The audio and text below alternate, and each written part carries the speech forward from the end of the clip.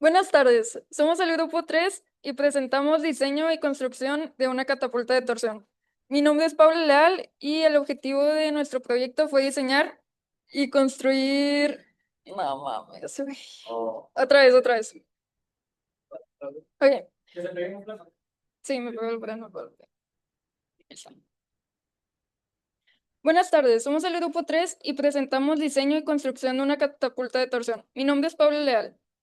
El objetivo de nuestro proyecto fue diseñar y construir una catapulta y desarrollar una interfaz que nos permita estimar la trayectoria del proyectil. En los próximos minutos explicaremos el fundamento teórico, cómo funciona la catapulta, el análisis matemático que hicimos, el prototipo y las comparaciones entre modelos teóricos y resultados experimentales. Cada integrante explicará una parte.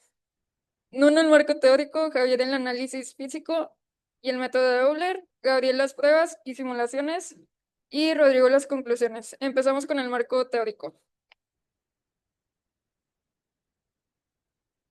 Gracias. Yo soy Nuno y presentaré el marco teórico. Conservación de la energía. La catapulta almacena energía potencial elástica en el sistema de torsión. Al liberar, esa energía pasa a energía cinética del proyectil. Este principio explica por qué el proyectil adquiere velocidad. Para las leyes de Newton se aplican la primera, que es la de la inercia. El proyectil mantiene su movimiento salvo fuerzas externas. La segunda, que es la relación fuerza, es igual a masa por aceleración, que usamos para modelar cómo cambia la velocidad. La tercera, que es acción y reacción, el mecanismo y el proyectil se influyen mutuamente. Y la resistencia del aire, consideramos dos escenarios. Sin aire, solo gravedad, que es el modelo ideal, y con aire, que las fuerzas de fricción aerodinámica, que pueden modelarse como proporcionales a la velocidad lineal o a la velocidad al cuadrado cuadrática. Esto reduce el alcance real comparado con el ideal. Descomposiciones de fuerzas y ecuaciones 2D.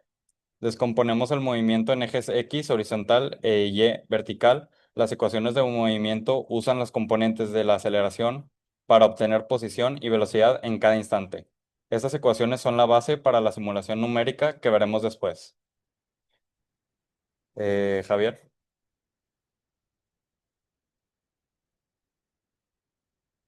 Bueno, pues qué tal, yo soy Javier y yo voy a explicar el cómo calculamos la trayectoria y por qué usamos pues el método de Euler.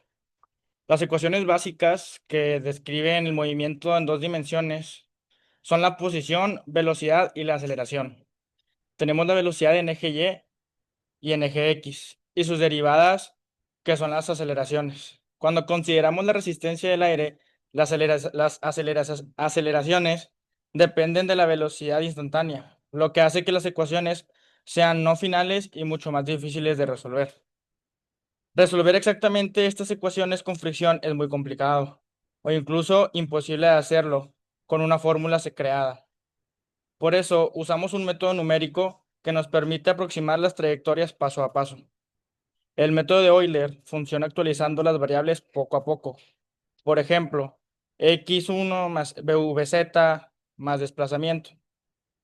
Y lo mismo hacemos por la posición y la velocidad en y. Repetimos muchos pasos por muy pequeño de tiempo, por un tiempo muy pequeño, llamado desplazamiento de t, para construir la trayectoria completa.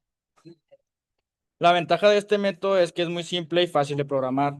Además, nos permite comparar los resultados con datos experimentales, la limitación en que la precisión depende del tamaño del desplazamiento de t. Si el paso es muy grande, el error aumenta y la curva se deforma. Cuando comparamos las dos simulaciones, vemos que la trayectoria sin fricción sigue una parábola perfecta y alcanza una mayor distancia. En cambio, con fricción, si el proyectil llega menos lejos y la curva se aplana, reflejando la pérdida de energía por el aire.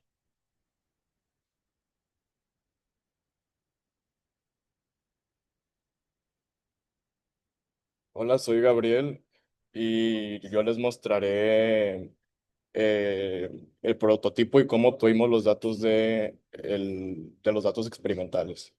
Construimos una catapulta de torsión con el marco dirigido, con el marco rígido y elementos elásticos que almacenaron la energía. Medimos ángulos de lanzamiento y la tensión antes de liberar el proyectil. Implementamos el método Euler en Excel, una hoja de tiempo, posición, velocidad y aceleración. Hicimos 2 hojas sin fricción y una con fricción, cambiando el coeficiente de arrastre hasta obtener curvas similares a las experimentales.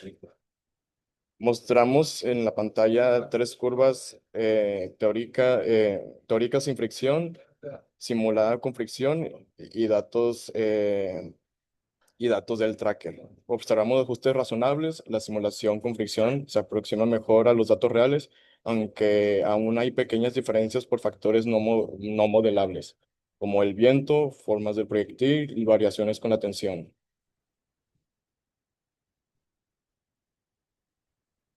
Bueno, hola, soy Rodrigo y les voy a decir las conclusiones. Hoy, ahí voy. Bueno, como conclusión, podemos ver que el ángulo teórico óptimo para las prácticas es de 45 grados, pero debido a diferentes circunstancias, vimos que nuestro ángulo teórico al final resultó ser un poquito menor de lo ideal. Em, las limitaciones que pudimos ver son muy variadas debido a la forma de la plastilina. No incluimos las condiciones del viento ni tampoco implementamos los errores de medición que incluimos en el tracker. Además de eso, la precisión depende del cambio de tiempo en Euler. Bueno, este proyecto nos ayudó a integrar la teoría y práctica en construcción, mecánica, medición experimental y el modelo numérico del tracker. Aprendimos a usar pues tracker y a implementar los métodos de Euler en Excel. Con esto terminamos nuestra conclusión y muchas gracias. Estas son nuestras referencias y muchas gracias.